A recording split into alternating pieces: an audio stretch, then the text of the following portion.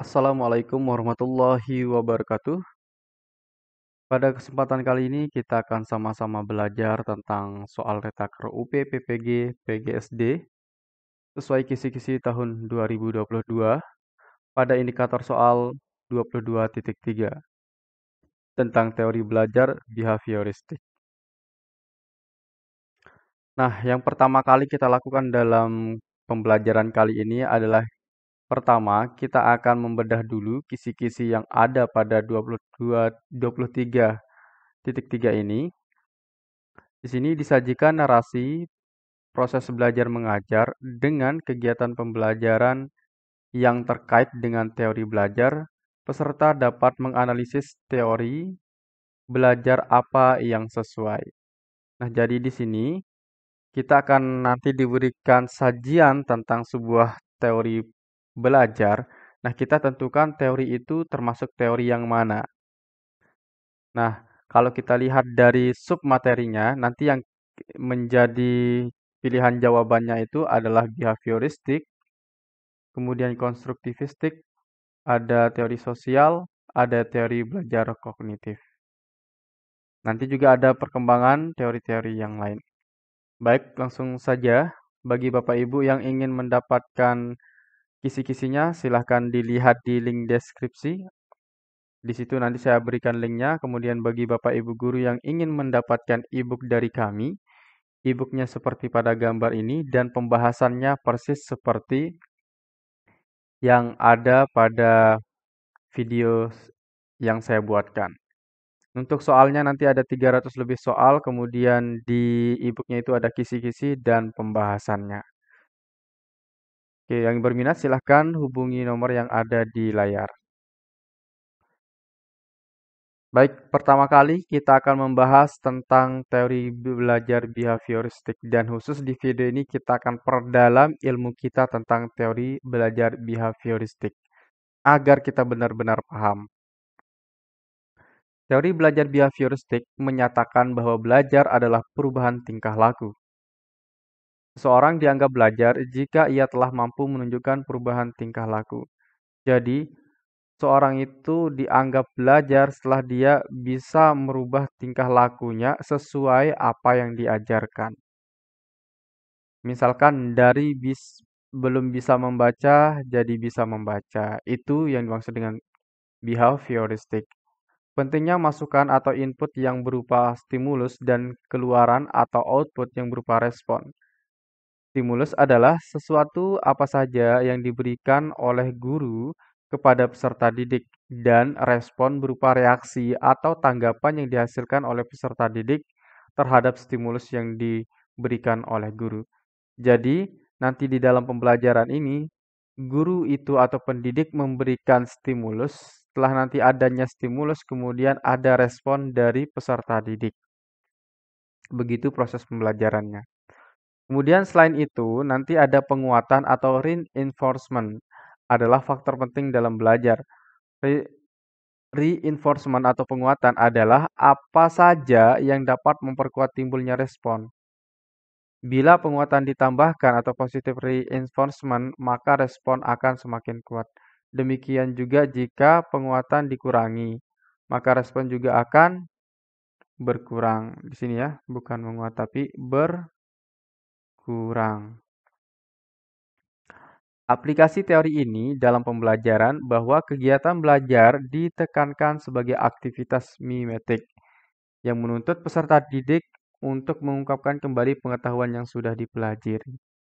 Jadi, ketika belajar sudah selesai, pelaksanaan pembelajaran sudah selesai, maka setelah itu siswa atau peserta didik itu harus mampu mengungkapkan kembali pengetahuan yang sudah diajari oleh gurunya. Misalkan nanti di dalam pembelajaran kita sudah ajarkan tentang tumbuhan, maka nanti di saat kita evaluasi, peserta didik itu harus mampu menjawab dengan benar tentang tumbuhan.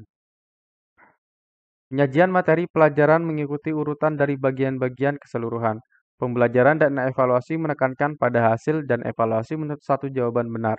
Nah, seperti yang saya katakan tadi, bahwa siswa itu harus memiliki satu jawaban benar. Siswa dikatakan sudah belajar apabila hasilnya baik atau bagus. Kemudian, jawaban yang benar menunjukkan bahwa peserta didik telah menyelesaikan tugas belajarnya. Jadi nanti kalau siswa itu sudah jawabannya benar, maka siswa itu dapat dikatakan dia telah mengikuti pembelajaran dengan baik dan benar.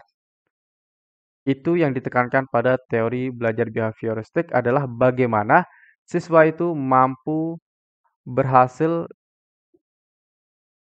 menjawab dengan benar evaluasinya. Oke, sekarang kita ke soal yang pertama terkait dengan behavioristik. Teori ini memandang belajar sebagai hasil dari pembentukan hubungan antara rangsangan dari luar, yaitu stimulus, dan balasan dari siswa, yaitu respons, yang dapat diamati. Semakin sering hubungan antara rangsangan dan balasan terjadi, maka akan semakin kuatlah hubungan keduanya, atau law of exercise. Teori belajar yang dimaksud adalah, oke, kita lihat dari kata kuncinya ya, ada stimulus dan respon. Apabila stimulus ini kuat, maka responnya akan semakin kuat atau semakin baik. Selain itu juga ini dapat diamati. Nah, jadi pembelajaran ini termasuk teori yang mana? Apakah A. Behaviorisme, B. Humanistik, C. Cybernetik, D. Konstruktivisme? Jawaban yang benar adalah yang A, yaitu behaviorisme. Ya, sesuai dengan yang kita pelajari tadi, apabila stimulus lebih besar, maka responnya akan lebih besar atau semakin kuat. Berikutnya soal kedua, siswa sudah berusaha giat dan gurunya sudah mengajarkan dengan tekun. Namun jika anak tersebut belum dapat mempraktekkan perhitungan perkalian, maka ia belum dianggap belajar. Pernyataan ini termasuk kategori yang kita ingat tadi, ya. Kita kata kuncinya di sini ya, mempraktekkan perhitungan perkalian. Nah, setelah dia belajar, maka siswa itu harus mampu mempraktekkan kembali perhitungan perkalian. Nah, ini termasuk kategori teori belajar yang mana? Apakah A. Humanistik, B. Teori behavioristik, C. Teori kognitif, D. Teori konstruktivistik. Jawaban yang benar adalah yang B. Pembelajaran dan evaluasi menekankan pada hasil dan evaluasi menuntut satu jawaban benar. Jawaban yang benar menunjukkan bahwa peserta didik telah menyelesaikan tugas belajarnya. Jadi di sini walaupun siswa itu tekun, kemudian dia bergairah untuk belajar, giat, tetapi ketika dia tidak mampu menjawab soal atau mempraktekkan kembali apa yang sudah dipelajari dengan benar, maka siswa itu dianggap belum belajar.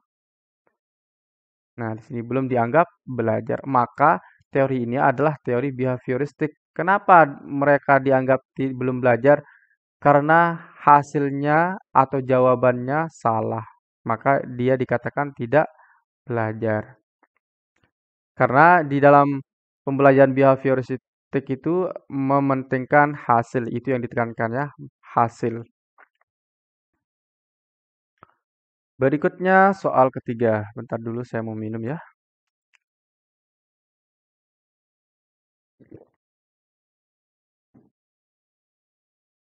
Soal ketiga, pembentukan perilaku dengan cara drill atau pembiasaan disertai dengan reinforcement atau penguatan atau hukuman masih sering dilakukan di lembaga-lembaga pendidikan kita sekarang. Artinya mereka masih menerapkan teori apa? Oke, di sini drill atau pembiasaan. Kemudian reinforcement, ini artinya penguatan. Ingat, kata kunci ini perlu kita hafal, perlu kita ingat-ingat. Reinforcement dan drill atau pembiasaan. Nah, berarti teori ini termasuk teori yang mana? Apakah A. Humanistik, B. Behavioristik, C. Kognitif, D. Konstruktivistik? Jawaban yang benar adalah yang B, yaitu behavioristik. Pada pembelajaran behaviorisme, siswa belajar dengan penguatan atau reinforcement. adalah faktor penting dalam belajar. Penguatan adalah apa saja yang dapat memperkuat timbul respons. Bila penguatan ditambah, maka respon akan semakin kuat. Nah, seperti yang saya katakan tadi, yang namanya penguatan dan reinforcement ini Anda harus kuasai. Anda harus tetap mengingatnya ya, biar nanti cepat dan mudah menjawab soalnya. Oke, baik, kita lanjut ke soal yang keempat. Pada zaman modern ini, aplikasi teori behavioristik berkembang pada pembelajaran dengan apakah A. ceramah, B. PowerPoint dan multimedia, C. tanya jawab, D. diskusi. Jawaban yang benar adalah yang B, yaitu PowerPoint dan multimedia. Oke, kenapa PowerPoint dan multimedia ini penting dalam pembelajaran behaviorisme di zaman modern ini? Karena multimedia itu bisa sebagai stimulus siswa dalam belajar. PowerPoint juga bisa menjadi stimulus. Di PowerPoint nanti yang bisa jadi stimulus adalah ketika kita menampilkan sebuah gambar. Nah, gambar itu nanti menjadi stimulus siswa kita untuk merespon gambar tersebut. Oke, mohon maaf Bapak Ibu, saya sampaikan lagi bagi Bapak Ibu yang ingin atau ingin belajar dari e-book UPR Taker PPG PGSD tahun 2022 ini, silahkan Bapak Ibu bisa menghubungi kami di nomor yang ada di layar. Kemudian saya perlu kasih tahu bahwa di sini dilengkapi dengan kisi-kisi, kemudian pembahasan, dan soal sebanyak 300 lebih. Oke, sekarang kita lanjut ke soal nomor 5. Gaya mengajar pendidik dilakukan dengan beberapa pengantar dari pendidik secara searah dan dikontrol pendidik melalui pengulangan dan latihan. Adalah bagian dari penerapan teori. Baik, di sini kata kuncinya adalah dikontrol, kemudian pengulangan dan latihan. Pengulangan dan latihan ini nanti kita bahas setelah kita jawab ya. Kenapa kok pengulangan dan latihan ini sebagai kata kuncinya? Nanti kita berikan jawabannya. Oke, yang A, teori behavioristik, B, teori humanistik, C, teori konstruktivisme, D, teori kognitivisme. Jawaban yang benar adalah yang A. Kata kuncinya adalah penguatan atau reinforcement dan pelatihan. Ini adalah ciri pembelajaran behaviorisme.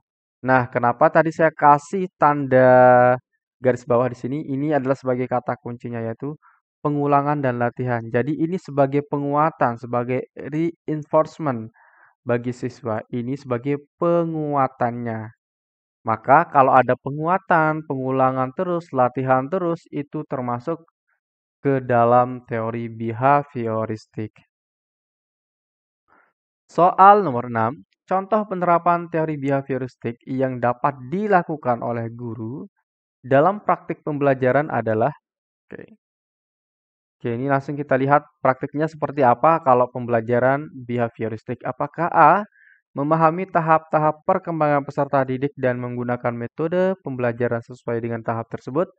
B. Memberikan penjelasan pengetahuan baru. C. Membimbing siswa dalam memperoleh pengetahuan baru. D. Memberikan stimulus kepada peserta didik berupa penataan lingkungan belajar.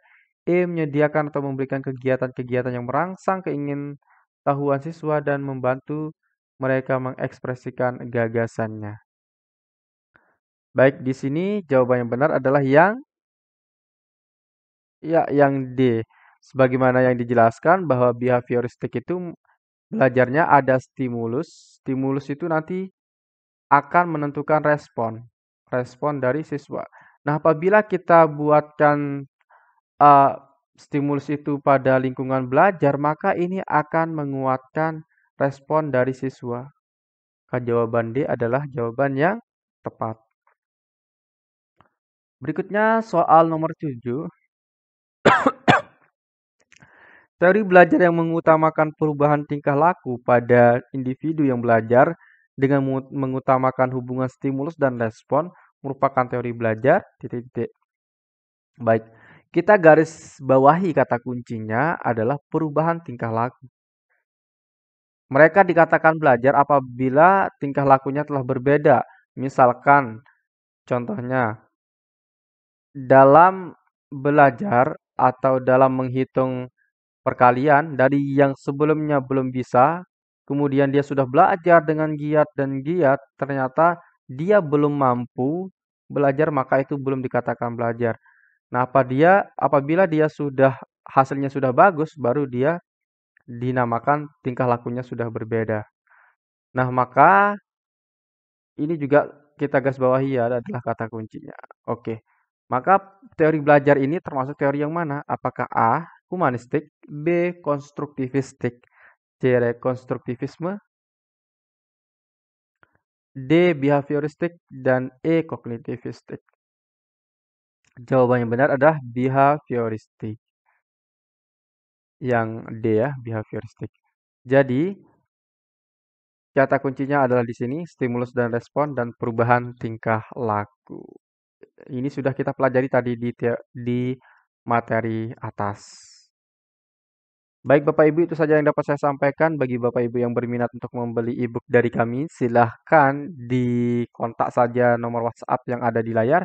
Kemudian e-book ini dilengkapi dengan kisi-kisi dan pembahasan serta soal sebanyak 300 lebih. Oke, sekian. Assalamualaikum warahmatullahi wabarakatuh.